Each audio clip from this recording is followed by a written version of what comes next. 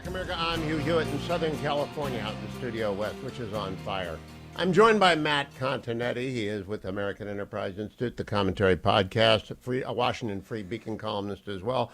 Good morning, Matt. You are a Beltway boy, born and bred. You're raising your own family there now. When you look out here, where I've been living since 1989, I'm back for a few months to teach a class, and you see it on fire. What do you think? Well, Hugh, good morning. The first thing I think is how awful these images are. Pretty historic devastation, it seems to me. The second thing I think is that it's a terrible reminder of the power of nature. We often think that we're in control of nature, and we see winds like this, 99 miles per hour gusts, and the fire, and we see that at the end of the day, we're not in control of nature.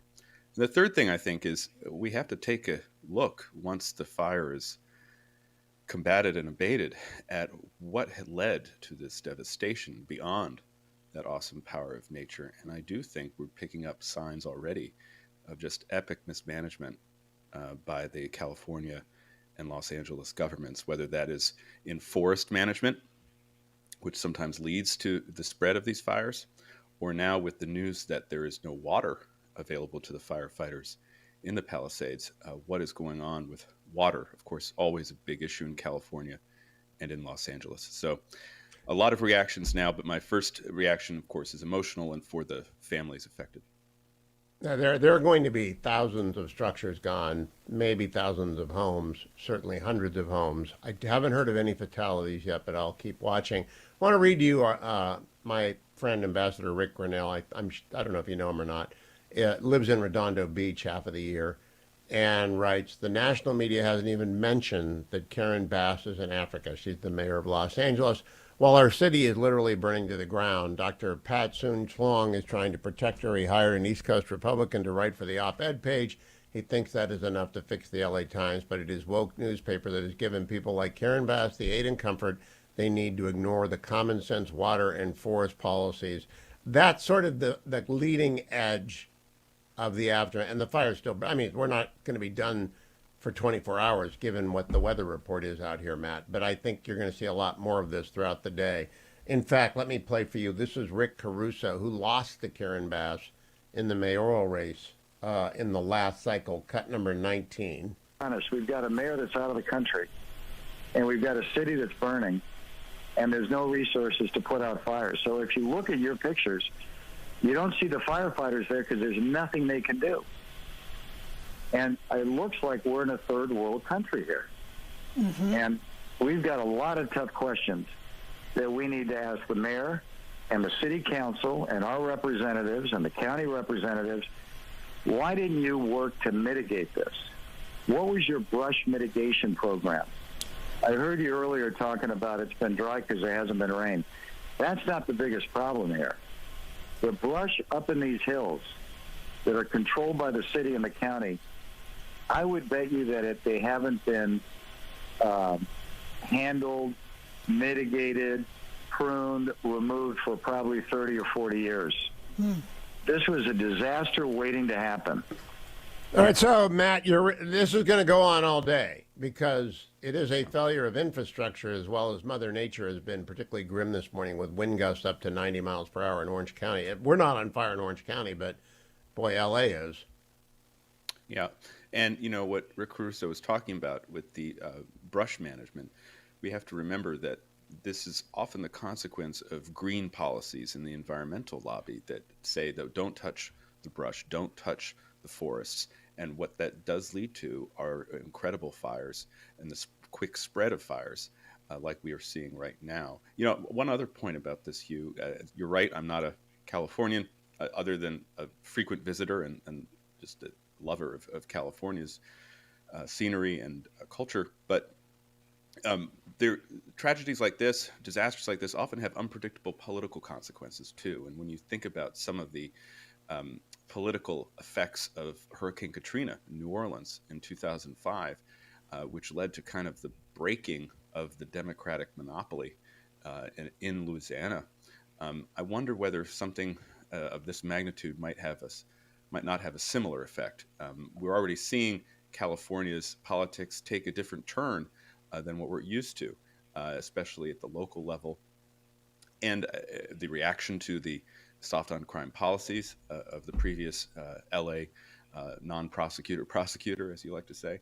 And I wonder whether this might just be another piece of evidence for most Californians that the style of governance they've had for the past generation has just not produced very good results at all. I think that conversation is going to go on at very high decibel levels because it hit the wrong place for politicians. It hit the most wealthy corner of Los Angeles County when you talk about the Palisades in Malibu. The other two fires in Silmar and Pasadena are getting underway in very developed lands as well. Thus far, nothing in Orange County, San Diego County to speak of, but I'll keep you posted, Southern California, as we go through this.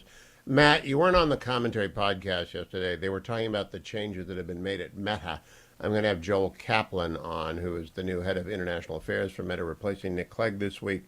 Later in the program, what is your reaction to that? Because this morning, I assure you, people are zooming over to Facebook and X because old media is too slow.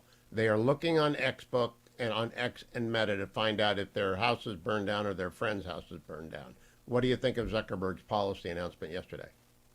Well, I think it's the right policy.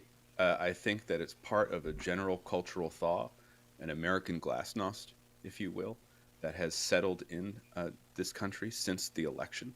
An opening up, people willing to allow free speech, which you would think they would do already, but this has been the situation the past several years. We haven't had free speech in many important institutions. So it was good that Mark Zuckerberg did this. And I think that in his statement, he contained a very important phrase. He said the election was a cultural tipping point. And I really do agree with that. Now, it raises the question, why did it take the election to lead to more speech on Facebook? Why did it take Elon Musk purchasing Twitter, now X, to lead to more free speech on that platform? But whatever the reasons, I think we can say that these are good things, and we should want more of it. And I think it's just one more kind of cultural benefit of Trump's election that we're seeing even before he takes office in 2 weeks. Matt, I like that term. You should copyright American glasnost. I will quote you when I talk to Joel later in the hour or in the program. I am curious if you think, as I do, that the announcement reflects the reassertion of the American genome into our culture. The American genome is what's deep in our bones, and it's frontier factories and farm and faith. And therefore, the perceived cultural elite got no connection with any of that. And their American glasnost is necessary because for a time they were trying to suppress the American DNA, which you really can't do. We say what's on our mind, and we say it loudly and often. I often do it because I'm regulated by the FCC without vulgarity every day. It can be done, but online you can be vulgar. What do you think? Is it in our DNA? This just will not work to attempt to censor Americans. No, I agree with that. There's something about American individualism, American speech. We don't like being told what to do. We don't really have a deferential attitude toward authority. Anyone who studies our history can see that, and that's what's made the past 4 years so unusual. And I think you can even go back a little bit toward the beginning of the Obama era as the source of many of these restrictions on free speech, the source of many of this radically politically correct policies that made people afraid to say what they think. I mean, we've seen that come out in polls as well. So it's an unalloyed good that we're now having an opening up, that we're having more expression. And that's what I think the 2024 election, Hugh, when we look at it in historical terms, may end up being much more important than just another election. Obviously, there's the realignment of some voting groups, in particular Hispanic Americans, moving toward the GOP, like previous waves of immigrants have in the past. That's important. But then there's this larger kind of cultural dimension. The cliche is to call it a vibe shift now. Whatever you want to call it, I do think people have more of a spring in their step. They're excited. They want to speak their mind. They want to be true to their natures as Americans. And this is a positive and I hope long-lasting development. New York and Los Angeles are blue cities, and they both have their own kind of of crises right now. One is public safety in New York. One is the inability to contain very predictable fire events on the West Coast. But I don't think it makes a dent in the politics of either place because our memory is so short, Matt. Let me go and ask you, do you think politics in America is changing in any kind of lasting way, or are we just red and blue with red being temporarily ascendant? We are red and blue. This is a generational pattern. But I will say this, Hugh, the blue does not really know what hit it in the 2024 election.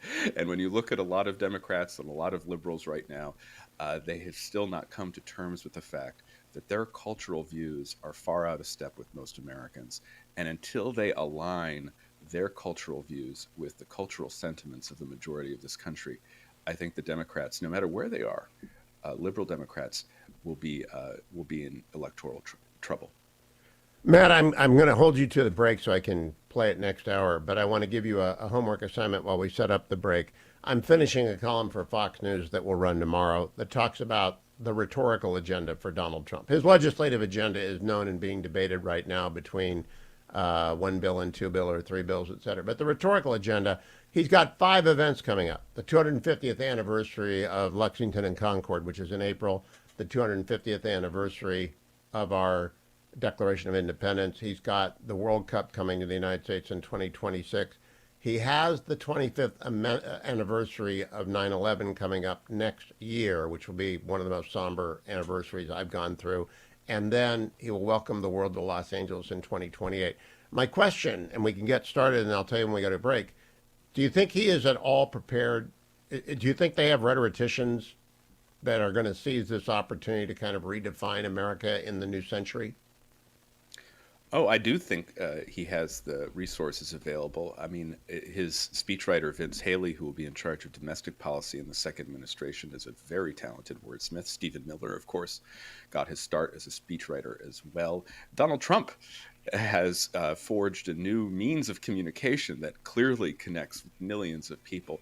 The resources are there, Hugh, and I think they're going to be up to the demands of this very important moment, as you say. I'm going to come back and ask him about why it's an important. I think it is too. Continetti and I are on the same page here, and I'll ask Matt during the break and play it for you next hour why it's an important moment. I am back with Matt Continetti.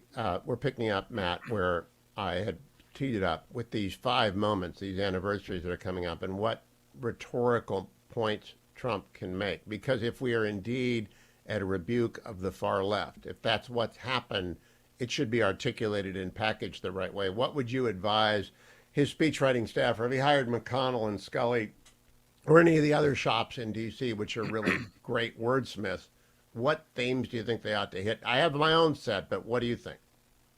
Well, I would just start, Hugh, by going back to some of the speeches Trump made in his first term. I think his speech to the people of Poland in 2017, I think his speech in front of Mount Rushmore in 2020, I think elements of his farewell address, actually, where he talked about the achievements of his first term and the American spirit. So I would go back to those speeches, and then I try to distill the message of them, and then pour that message into what he's going to talk about, whether it is Lexington and Concord coming up, or America's Declaration at 250 in next year in 2026.